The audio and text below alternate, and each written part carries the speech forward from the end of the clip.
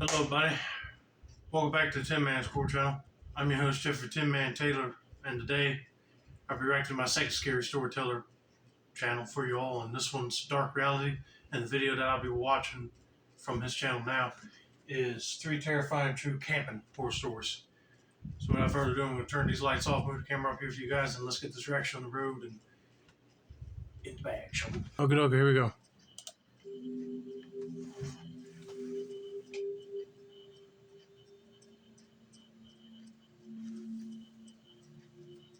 Growing up, every summer in July/August, my family would get together and camp out for 2 weeks at White Lake State Park in Tamworth, New Hampshire.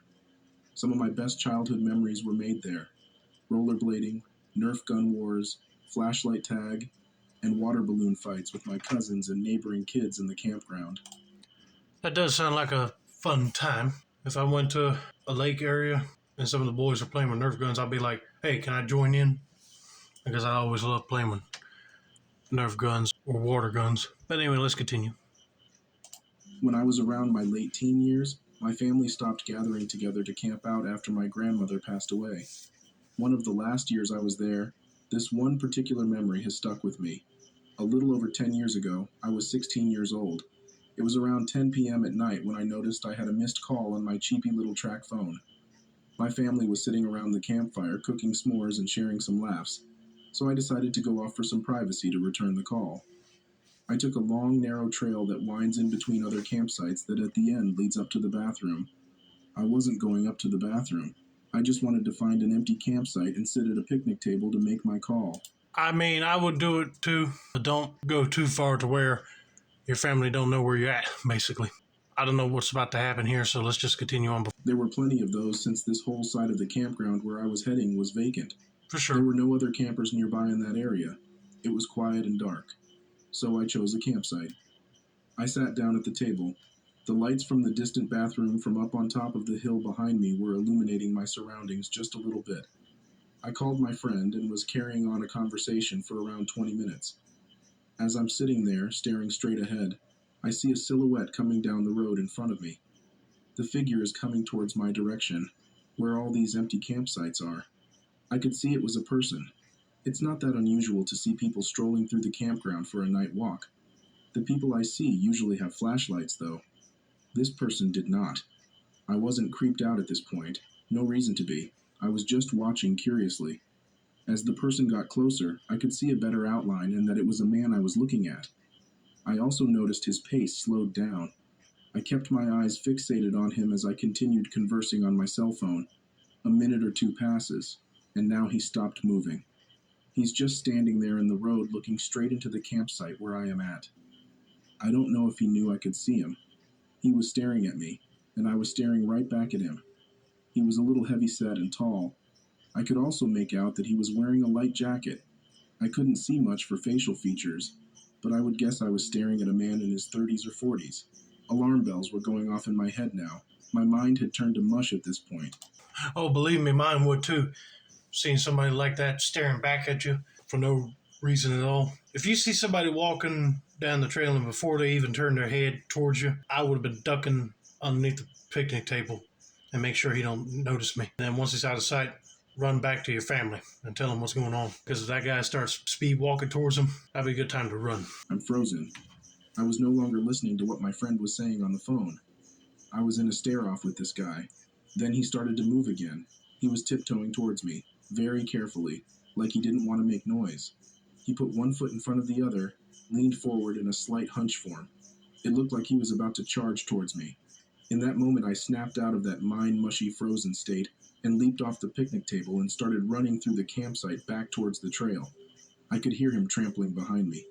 Leaves scuffling, heavy yet fast footsteps. Footsteps were getting louder and closer. I made it back to that narrow trail. Once he got close to where I was, I heard the sound of twigs snapping and a oof noise that came from the man, which I can imagine maybe he tripped or almost tripped or maybe got face-slapped by a tree branch. Most likely he wasn't familiar with the trail like I was. Whatever the reason was, it caused him to stop chasing after me. I didn't stop to look back. I just kept running, and running until I made it back to my family's campsite. When I got back, they were still sharing laughs and smiles by the campfire. I broke down crying, and I was trembling. I explained what had just happened. My aunt spoke up and said, "Oh, geez. He probably thought he knew you and was coming up to give you a good scare as a joke." Oh, bull crap. You need to take this seriously because if he's bawling his eyes out running, I would be asking him where that dude is at and go confront him. Because the way he described him trying to tiptoe over, he literally tried to scare you, all right. More like he didn't want to make noise to alert them at the campfire that he was walking towards his direction to probably kidnap him. You never know. I hate it when family members are like this. They'd be like, oh, there's nothing wrong. Probably thought it was another camper that thought you were somebody else. No, it ain't. This is real. Serious. She dismissed me. My cousin chimed in and said, "Yeah, he probably stopped running after he realized that he didn't actually know you. He probably feels dumb now." They all chuckled about it and changed the subject. I think I was dismissed because no one wanted the good vibes of the night to be ruined, and the fact that I'm just a socially anxious person in general. I'm very cautious and shy. For that time being, I let them convince me that I was just overreacting and overthinking. But here I am years later, looking back and shaking my head over this. I wish I was taken seriously, but other than that one thing happening, it was still a great trip. Are you kidding me? They just basically pass him off like he's a social, anxious kid and they just didn't want to ruin the vibe of their gathering. Unbelievable. But thank God nothing else happened while they were there and they had a good time anyways. So let's get to story number 2.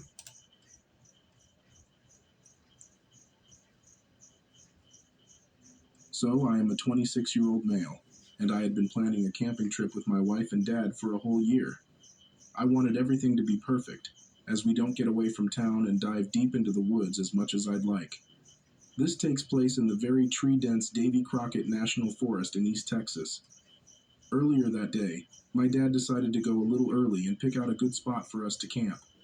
To give a layout of where we camped, there were 2 dirt roads on either side of us, and an overlook to the north of us. We camped in the middle between the 2 roads. Oh, wow. So you're like literally in the woods, far away from any civilization, but you probably can see people coming in and out of these dirt roads from time to time. Doesn't sound like a bad spot, to be honest with you. Also good to be near a overlook. Those are always amazing to look at mountains and valleys at. It's breathtaking. My wife and I arrived and met my dad down there around 11 a.m. We set up camp and proceeded to enjoy the day until around dinner time when we started to cook our meal for the evening.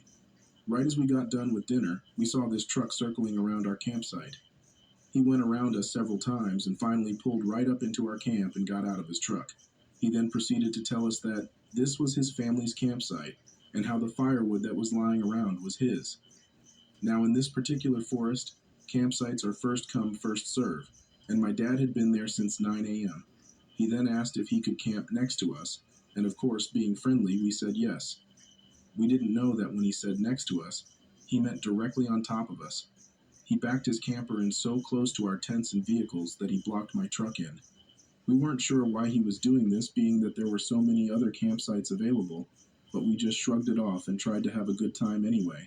No, that will not be happening on my watch. I'll be telling this guy to back his camper in another spot near us and not block our vehicles in, because imagine if you guys had to get up in a hurry and leave because of this dude and he'll be blocking you in. Dadgummit. Not too long after that, we noticed a white Dodge dually circling around us. We had an off feeling from this truck because it went around several times, but we dismissed it because the area we were at was popular due to the overlook. After a long night of drinking and goofing off, we decided to go to bed. I was in a dead sleep when out of the woods I woke up to a blood-curdling scream. I jolted up and asked my wife, "What the heck was that?" About 30 seconds later, we hear another scream off in the distance. At this point, I grabbed my gun and unzipped the tent so we could see out. My dad had left a lantern burning so we could see a little ways into our campsite. At that moment, we saw the white Dodge dually tearing down the road behind us. They continued down the road until they were out of sight. We heard them stop and get out of their truck, slamming the door and screaming. Then they proceeded to get back in their truck and drive very slowly down the other road that was in front of our campsite. At this point, we were terrified thinking they were coming to rob us, but they kept driving until they were out of sight. Then we heard them shooting. After the gunshots ended, they sped off. At this point, we thought that maybe they were just drunk and acting stupid. I was just about to say that. A bunch of drunk, dumb rednecks probably think they can have a good time hooting and hollering near a campsite and then start shooting. If you get the make and model of their truck and license plate number, I'll be calling the game warden or sheriff's department, whoever will come out there and stop them, because that's just uncalled for. We're trying to have a nice, quiet evening at camp, and then they had to show up and make a ruckus. So we didn't call the cops, and we didn't have a signal anyway. We just tried to go back to sleep. The next day, we had to make a beer run for my dad. When we made it out of the camping area and hit the main highway, there were police everywhere. They had stopped 2 young boys. We assumed they were the ones who were being troublemakers the night before and continued on into town. When we got back to our campsite, the cops were leaving after talking to my dad. They told my dad that the guys in the white dually had gone into the young guys' camp while they were hunting and were robbing them. The boys walked up on their camp being robbed, and the dually guys pulled guns on the young boys, proceeding to rob the young boys at gunpoint. We think if it hadn't been for the people that camped right on top of us, as strange as it was, they would have robbed us instead. They made our campsite look bigger than it actually was. The people in the white dually were never caught. Dadgummit. I was just thinking, okay, great. The cops were all over the place and apparently caught those 2 guys, but nope. They made it out of there unscathed and no lawman right behind them. Hearing that makes me just mad as hell, because they're troublemakers, all right, and they go into other people's camps to rob them. After hearing that, I feel sorry for them boys that got robbed, but also I wouldn't want to camp in that area because I'd be afraid of them coming back and robbing them, like they said earlier. But thank God they didn't, and they were able to get out of there safe and sound.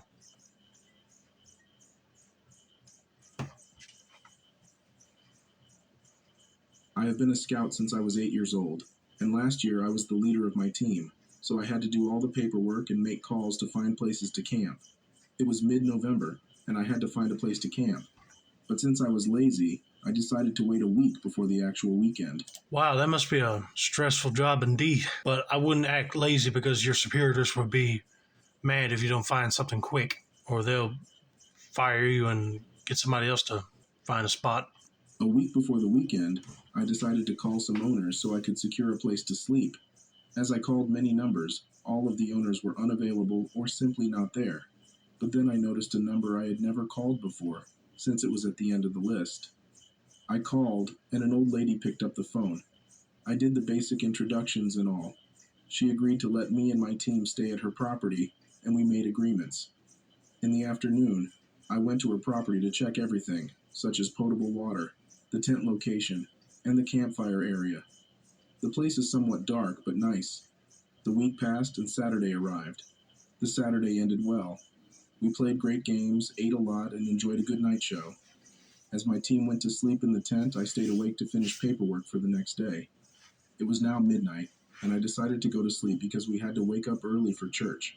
As I switched off the flashlight, one of my newcomers, we were 8 in total, wanted to go to the restroom, aka a tree, and asked me to accompany her. I understood because it's better to have company at night, especially in the woods. She did her business, and suddenly I heard some noises not too far away. I told myself it's nothing, probably just some animals searching for food. We went back to the tent, and that's when I heard footsteps approaching. As I heard those footsteps, I remained calm and thought, maybe it's the old lady checking if we didn't make the fire too close or something. Oh, I doubt it. It's probably someone that's not supposed to be there, like a peeping Tom, probably, since he saw a lady going to do her business near a tree. Or it's just probably somebody there to rob you guys. I don't know, but I'll be on high alert. But I still had an odd feeling because it was midnight, and why would she do this at this hour? Oh, for sure. And I didn't hear footsteps for about 10 minutes, and then I heard more coming towards our tents. Luckily, all of my girls were sleeping, because they would have been scared. I was the oldest one. They were about 3 or 4 years younger. As I heard footsteps that seemed to come from one person, I heard others from the back of the tent, and I thought, okay, this is getting weird. I need to do something. I checked the tent from the inside, and thankfully, one of my newcomers had left some embers from the fire. so I could see what was happening between the fire and the zipper of my tent. A minute passed, and a silhouette appeared just between the fire and my tent. I stopped breathing. I literally froze. I started moving towards my phone when I saw the silhouette coming closer to the zipper of the tent. I sent a message to one of my leaders who were camping nearby if something happened, but I knew she would take too long, so I had to think of something, and think fast. That's when I had an idea. I set my alarm to a loud siren, like the ones we used for night games sometimes. So I put on my bell, and my girls woke up. The silhouette had started to unzip. I actually saw fingers from below, but as the silhouette heard my girls waking up, he or she quickly ran back to where they came from. That's when I saw two other silhouettes sprinting back in the same direction. Everything ended well. 20 minutes later, my leader arrived and stayed the night, and I never had to deal with those silhouettes again, thankfully. That was very clever of you to turn on your alarm bell on your phone and make all the other girls wake up to where those people would run off. But since you said you saw three, I guarantee you they were probably robbers or were planning on sneaking into the tents to do something nasty to the girls. I don't know. But I'm glad that that situation was avoided and they were able to continue camping there that night and pack up later and get out of there. Hope you all enjoyed this video. Don't forget to like, subscribe, turn on those post notifications for more dark reality content like this. This has been another successful installment of the Tin Man Score channel. I'm your host, Jeffrey Tin Man Taylor, and that's a wrap. And have a nice day, all.